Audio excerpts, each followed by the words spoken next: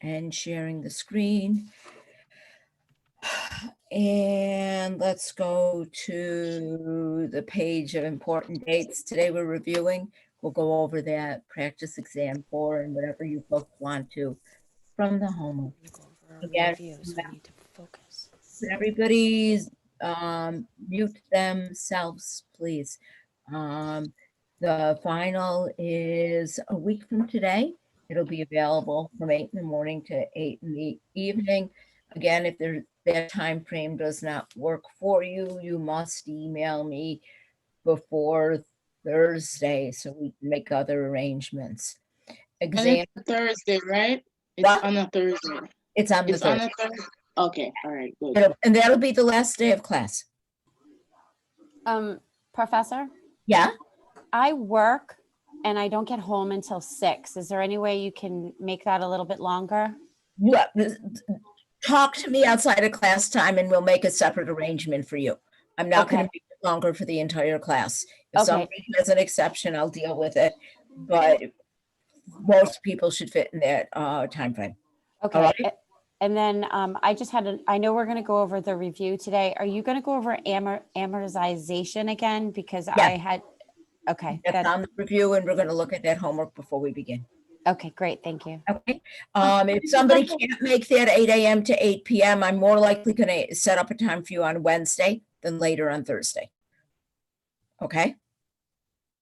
Let's see. Exam 4, it should be available after class today and needs to be done by 11:59 on the 13th, which is Sunday.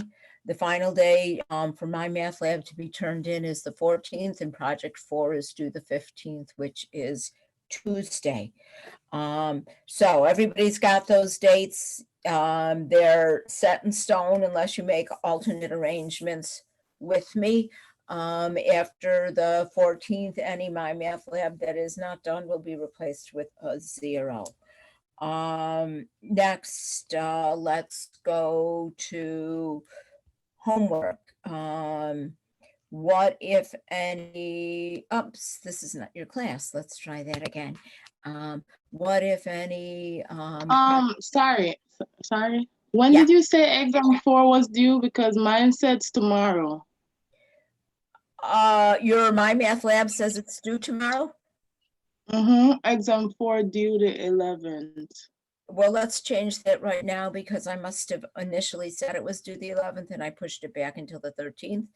And so let me, where are we? Test 4, let's look at settings for class and let's change that to the 13th.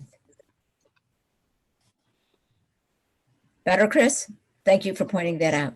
Does anybody want to look at any of the homework questions? The amortization formula was homework 8, 6, and 8, 7. The questions that deal with car loans and with mortgages. Can we look at homework 25, number 1? I don't know why that was stressing me out. Okay. Homework 25.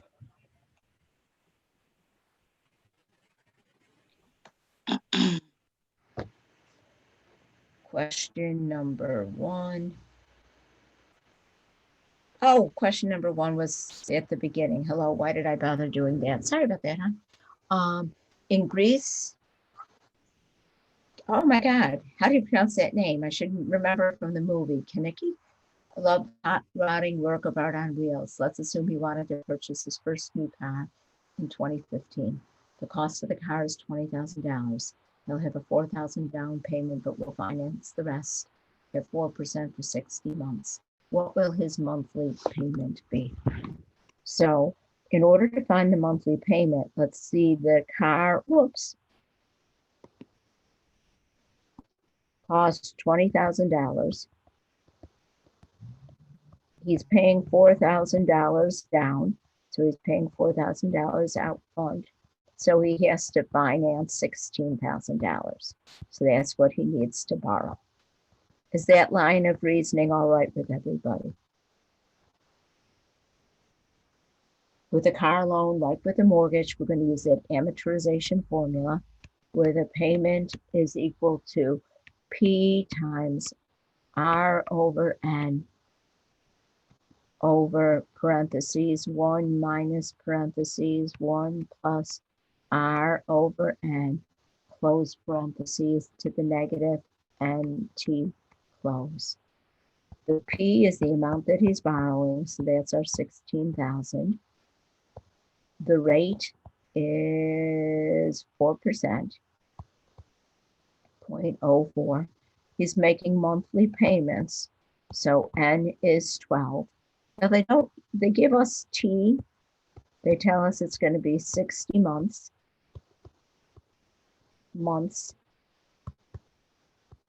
which if I look at 60 over 12, that's 5 years. But that 60 months actually turns out to be what our product N times T is.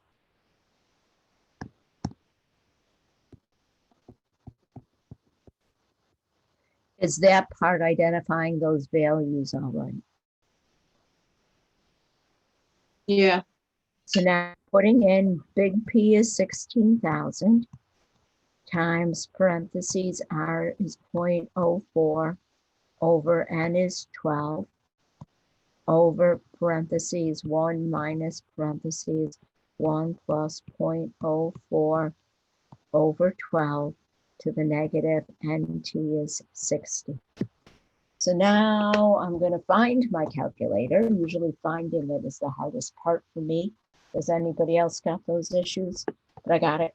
So now I'm going to type in 16,000 times open parentheses 0.04 divided by 12 close parentheses divided by parentheses 1 minus parentheses it would help if I press the right button, parentheses 1 plus 0.04 divided by 12 close parentheses exponent negative 60 close parentheses equals.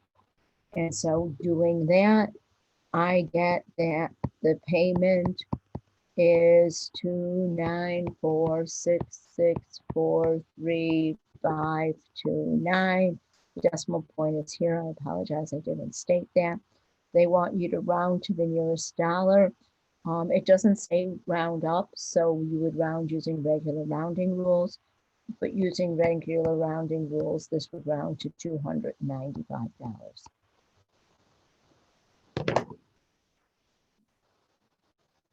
How is that? You know, I was doing that for the other work, but I don't know why I keep on getting the wrong stuff when I was doing number one. I don't know. Okay. Have you been able to, with your calculator, get the correct answers from the formulas, putting them all in at once? Because I know some models of calculator make you work a little bit on the backward side. Yeah, my calculator, I can put in everything, but it kept on saying maybe I was just pressing something wrong or not putting it something. Some days I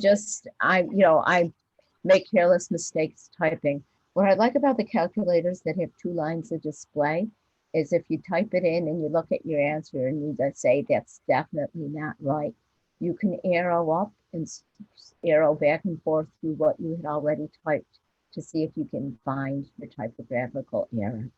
I know sometimes stupid thing like press the wrong button, so I'm adding when I should be dividing or something like that. And it's more to do with hand-eye coordination and my total lack thereof than anything else.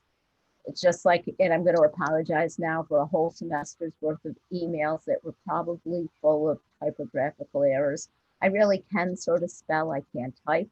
I don't know if anybody noticed. I have a problem. I learned how to type on an old-fashioned typewriter. So on an old-fashioned typewriter with your pinky button, you really had to hold that shift down. So if I uppercase the first letter in a word, usually it's the first 2 or 3 letters because I hold that button down as if it were an old-fashioned typewriter. Oh boy. Okay, I'm sorry, I digress. Are you better with this one? Yeah, thank Oh. you. All right. Does anybody want to look at any more of either these car loan questions or these mortgage loan questions from the homework?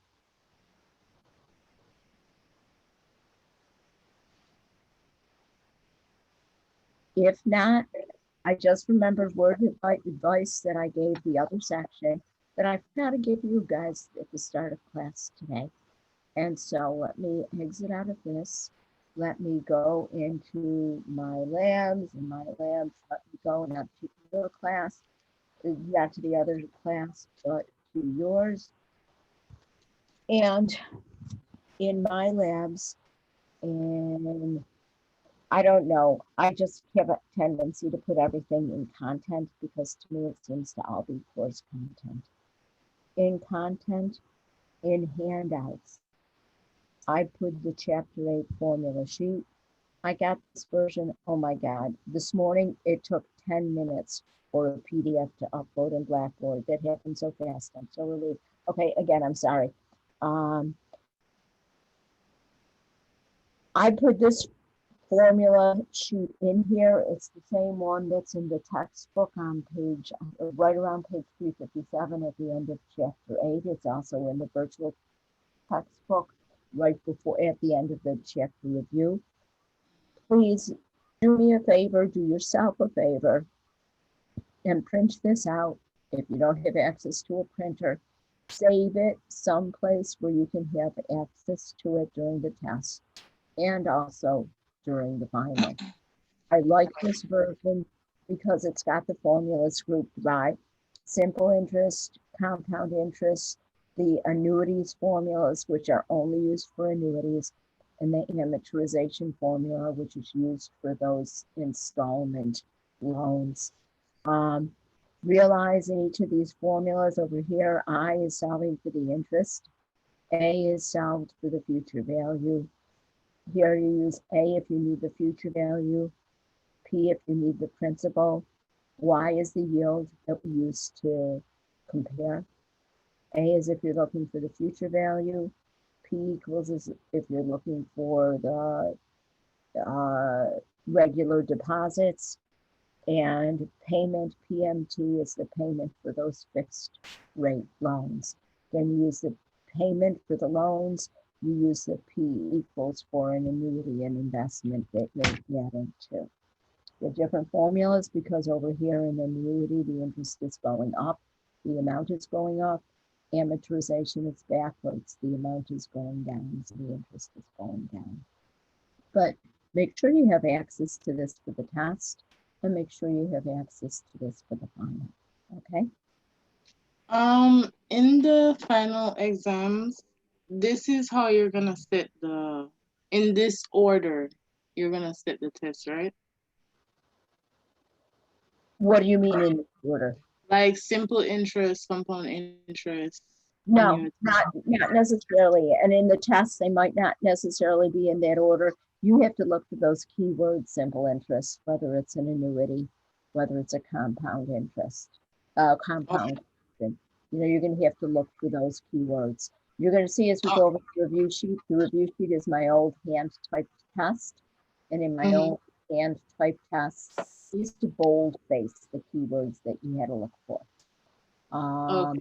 I can't do that in my math lab, but I know you guys said you liked the My Math Lab tests better than the Blackboard tests, so we'll go in that way. So let's look at that review sheet now. And Gina, because you started asking about the amortization question, I'm going to do something a little bit different here. I'm going to work through this review sheet backwards because working the last couple questions are the ones that deal with the amortization formula. And so let's do those ones first. Is that all right with everybody if we go backwards, going on the assumption that the last questions are more difficult than the first ones? Okay, which one are you starting with? I'm starting with question number 12, the very last one. Okay, perfect. Thank you so much. I appreciate that. I feel like that one was a harder one for me to Okay, grasp. so Many here moving parts. we're borrowing $14,000 for a car at 7% interest compounded monthly for 5 years and want to make monthly payments. So key things to look for. We're making monthly payments and we're borrowing. Monthly payments would either be an annuity or the amortization formula. Because we're borrowing, we're going to use that amortization formula. This is the installment loans. So that's our P, payment equals P times R over N over parentheses 1 minus parentheses 1 plus R over N close parentheses to the negative NT. P is what we're borrowing. So that's our $14,000. R is our rate, which is 7%. Remember to change that to a decimal, 0.07.